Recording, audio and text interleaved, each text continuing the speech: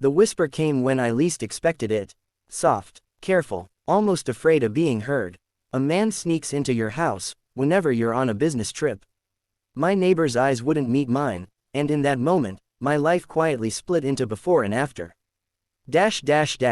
I used to believe that knowing someone for years meant you knew their heart. That familiarity was a kind of protection.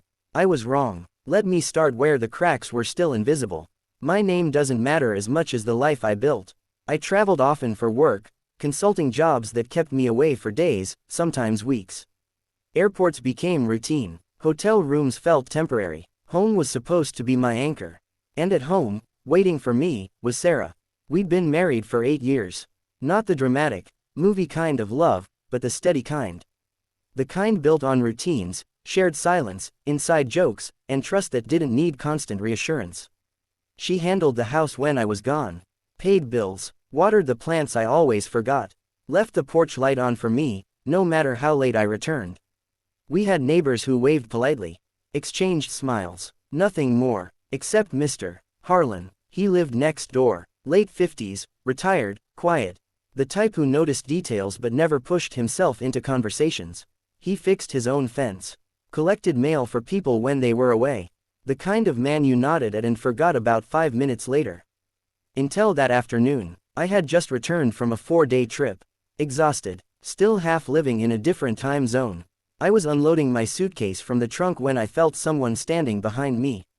"Long trip, Mr. Harlan asked. I smiled. Always is. There was a pause. Too long. The kind that makes your shoulders tense without knowing why. Then he leaned in, voice dropping, not dramatic, not urgent. "Just careful. I don't want to cause trouble," he said. "But I thought you should know something." I laughed lightly, trying to keep things normal. "Sounds serious already." That's when he whispered it.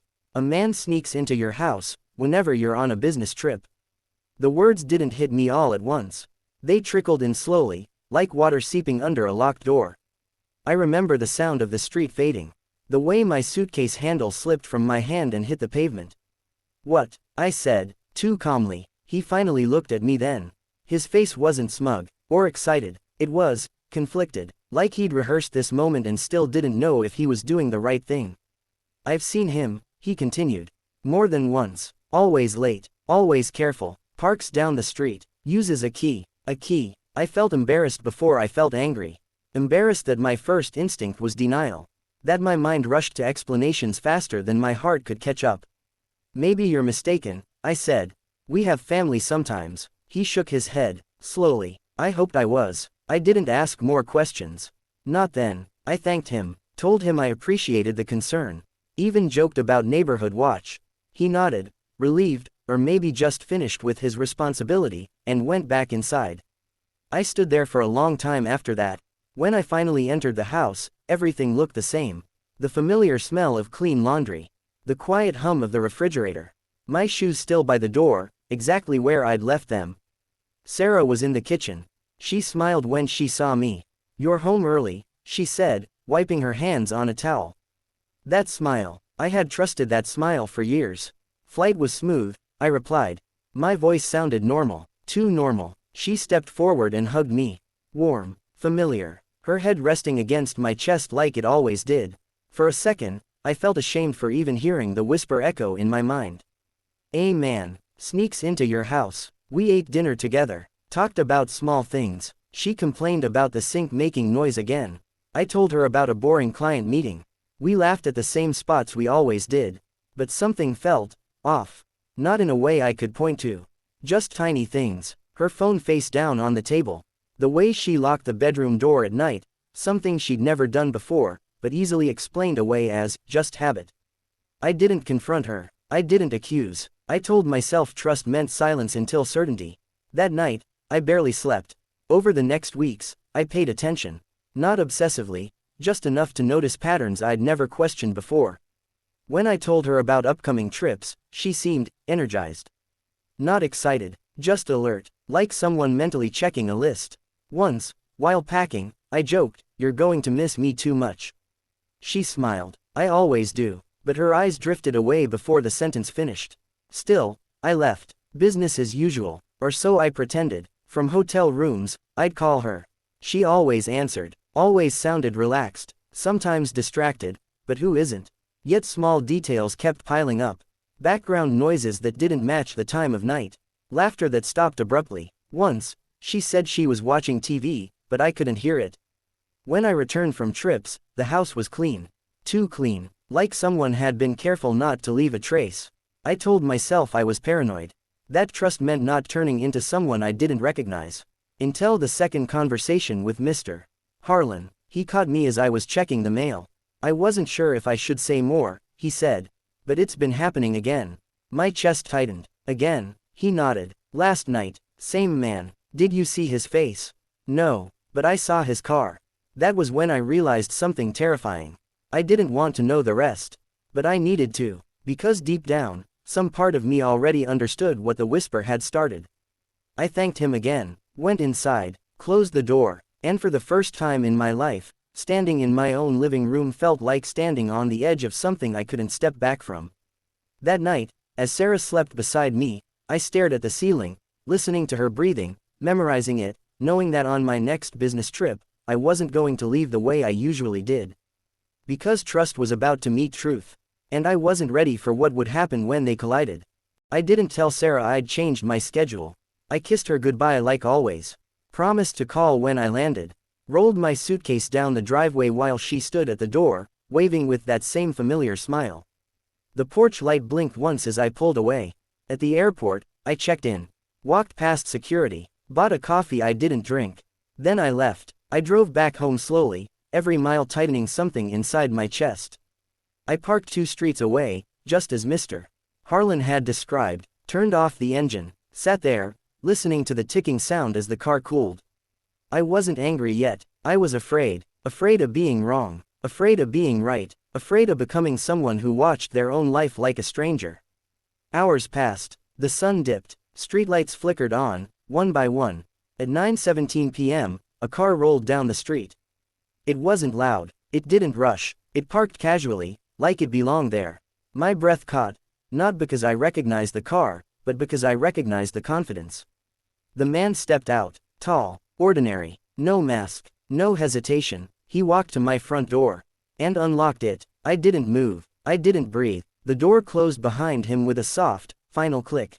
I waited, 10 minutes, 20, each second stretched until time felt meaningless. My hands were numb, my phone buzzed once, Sarah's name lighting up the screen. Landed yet, I stared at the message, my vision blurring, and typed back, just did. Exhausted. The lie tasted bitter, but it confirmed something worse. I got out of the car and walked toward my house. Slowly, quietly, every step felt like betrayal in reverse, as if I were the one sneaking. The lights inside were on. Warm, normal. I used my key. The sound echoed louder than it ever had before. Sarah stood in the living room. She froze when she saw me. For a moment, we just stared at each other. Her face drained of color, not guilt exactly, but shock. Like a child caught doing something they'd convinced themselves they deserved. "You're home," she said. "I forgot something," I replied. My voice was steady, which surprised me. Behind her, the man stepped into view.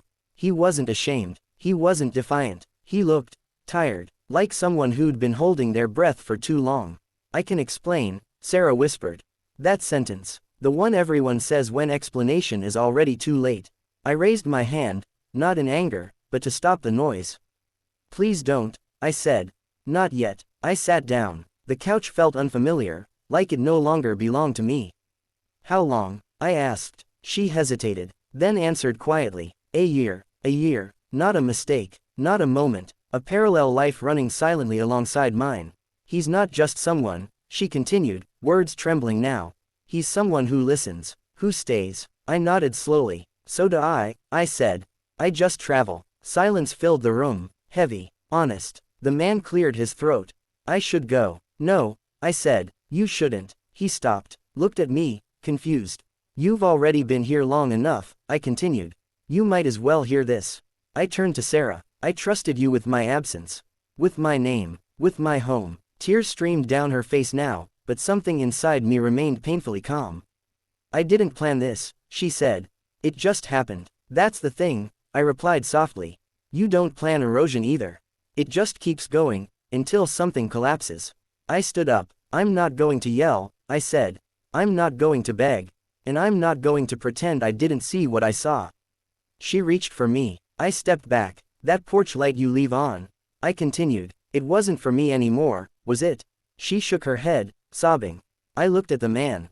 You can leave now. He did. No apology. No explanation. Just footsteps fading into the night. Sarah sank onto the couch. I didn't mean to hurt you, she whispered. I know, I said. And I meant it. But you did. I packed a bag that night. Only what I needed. When I reached the door, I paused. You should change the locks, I said. Not because of him. Because of who you've become. She didn't respond. I stayed at a hotel. The same kind I'd slept in hundreds of times before. But this one felt different. This one felt like an ending. Days later, I saw Mr. Harlan again. He nodded once. No words. Just a quiet understanding between two people who'd seen something break. Trust doesn't shatter loudly. It fades. Whispers. Leaves lights on for someone else. And sometimes, the most painful betrayal isn't that someone entered your house when you were gone. It's realizing they stopped waiting for you to come home.